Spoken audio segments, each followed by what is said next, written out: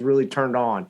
And he was critical in this win too, because like I said, both teams could not run the ball, which was utterly astounding. But I mean, credit to both defenses. But like those two guys came through. Matthew Stafford, that was the big difference in the game. I mean, Stafford throws a beautiful spiral, man, and it's got some zip on it. He's still got it, and it's impressive and fun to watch. So, did we see the last of Jimmy G as a Niner? I would say so. I think they're going to go with Trey Lance. He's going to get just a boatload of work in the offseason. But I think Jimmy G will be all right. He'll end up, Pittsburgh might plug him in for a season. Miami might bring him in for a season. Somebody will bring him in for a season.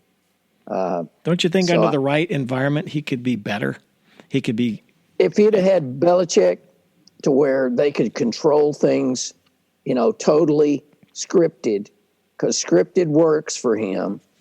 Plus, if he can just get healthy one time, I mean, he's playing with that thumb that, has a double hinge on it. I mean, it's crazy watching him try to throw.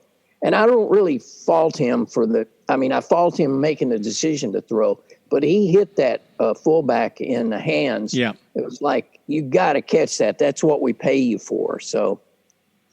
I think, like I said, I think he played well again. And also, to be fair to your point, Lugs, like, I think even though I think Shanahan has one of the best offenses, I just don't think it fits with maybe what Jimmy G does best. Like, they even talked about, I guess, give credit to, I think it was Troy Aikman.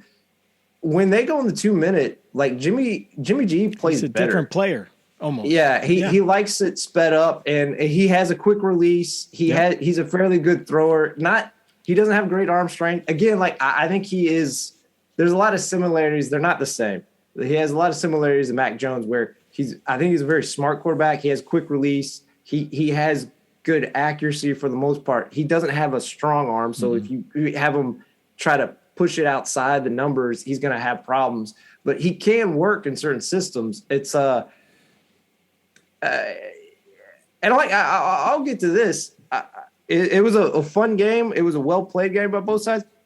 Both coaches were bad in that game. They were bad. I mean, you look at the challenges, for instance, by McVay. What was that about? Yeah, let's start with McVay.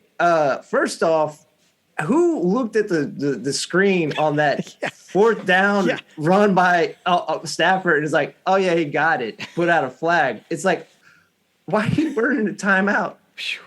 And then the one that was even worse than that is it looked like it was a fumble. Regardless, it wasn't. You're getting the ball back. Right. The 49ers had their punting unit out, and you challenge. It's like you're getting the ball back, and you have – and then they burned the timeout in the second half so they didn't get delay a game. It's just like, what are you – for a guy who, like I said, I think is a good coach, these last 2 weeks have not been nice to Sean McVay. It's going to be bizarre if they win because, like, this guy has won in spite of himself. It's the Jimmys and Joes over the X's and O's. So yeah, let's go with the Jimmys and Joes. Yeah. Yeah. And I'll just say real quick, speaking of the Jimmys and Joes, again, Debo, I'm going to miss Debo. They gave him a lot of touches, and he played well. That being said, you have George Kittle, who you can make a case is maybe the best tight end in terms of like hit all purpose, his blocking ability and his receiving certainly ability. In the NFC for sure. Yeah. It didn't seem like they featured it at all. And even Ayuk should have been involved more for as dominant or as talented as he is. It just seems very bizarre. Elijah Mitchell, who I think is a good player, you can tell these last few weeks, Elijah Mitchell, like bursts in leg wise, he's shot. And I know like I have a lot of other running backs injured, but they just kept trotting him out. And it's just like, just open it up. I mean, you're not going to win with Elijah Mitchell averaging like 2 yards a carry. Well, and didn't Aikman, I think, say that some of those, open passes in the flat, those were there all day if they would have taken them. Those short. Yeah, I think ego played a part of that. Ego wanting the big, splashy play. Yeah. And I think that was kind of on both sides. Yeah, good point. Good point. Kyle Shanahan to me is a great offensive coordinator. I don't think he's a great head coach. I just don't. And, in the same vein, I think Sean McVay is more of an offensive coordinator than he is a head coach. But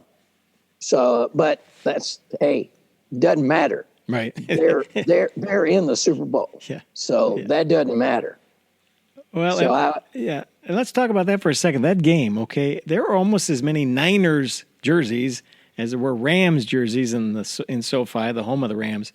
That's a very interesting thing that's going to be a home game for the Rams, but will it be?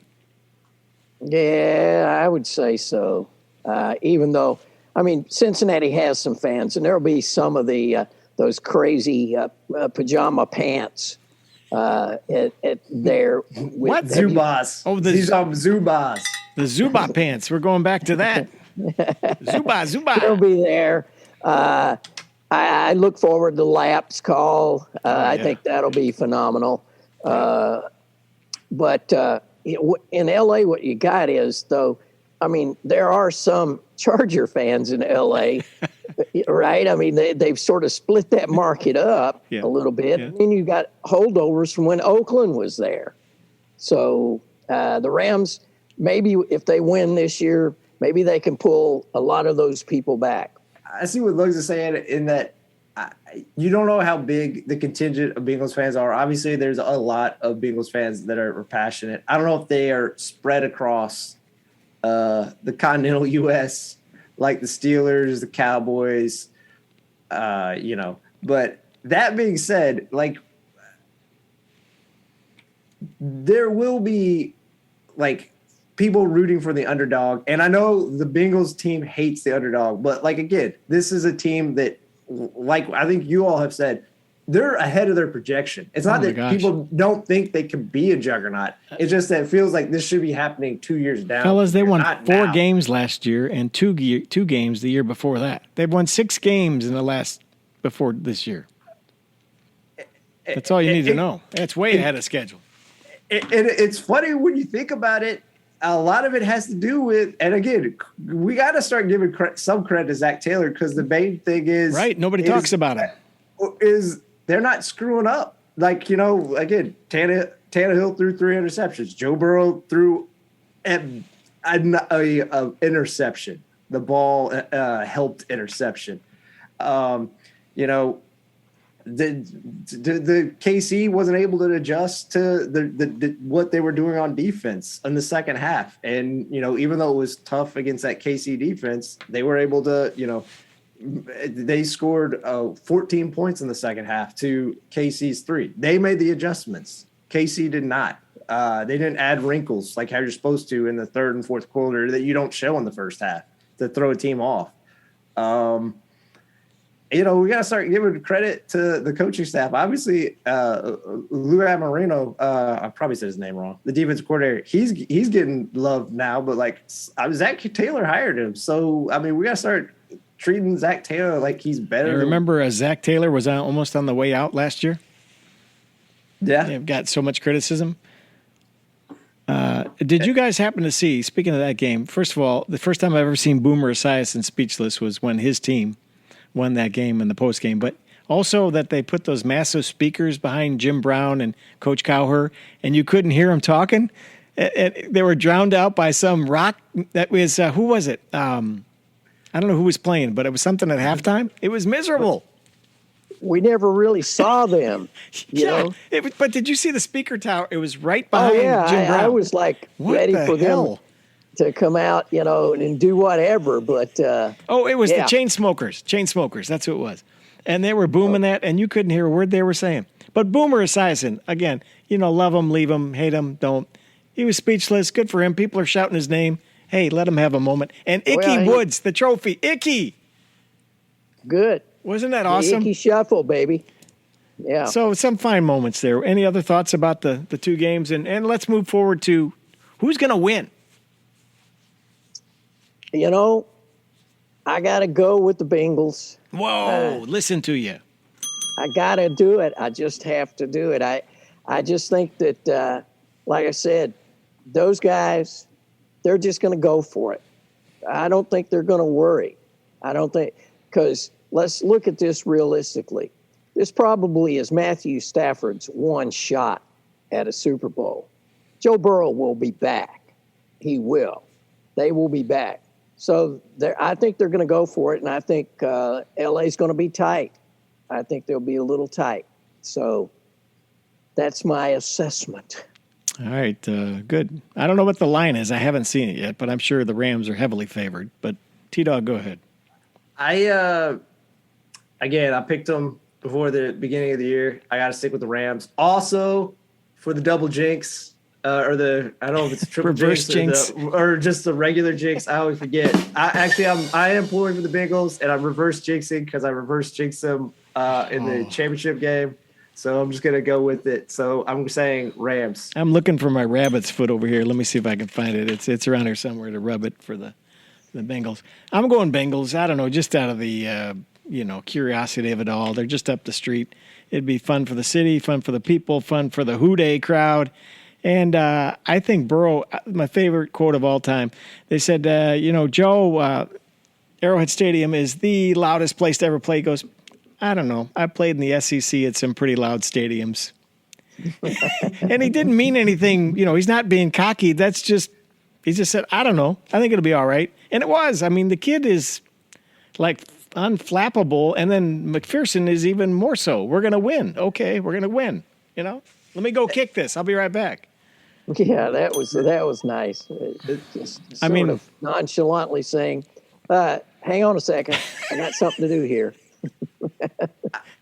The last thing I will say why I'm rooting for the Bengals is this. I've been to a lot of NFL stadiums and watched games with many different crowds. I'll bet. I will say Cincinnati's crowd is very unique. It feels like how sports should be, in that it feels like it is the city. You're surrounded by Cincinnatians. And I just remember going to a playoff game with my buddy in the Jets against the Jets when Mark Sanchez stung and killed the Bengals. Sanchez. It was cold. It was freezing. Both me and my friend almost lost our feet.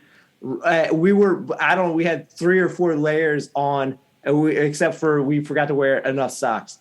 Right behind us during the game, there was a man with no shirt on, with tattoo of Chad Ochocinco right above his right chest, just screaming the whole time. That to me is Cincinnati. That is why I have never had that encounter at any other NFL venue, and I've been to quite a few. I've never had that experience, and I've had that multiple times at Bengals games. That's why I'm rooting for the Bengals.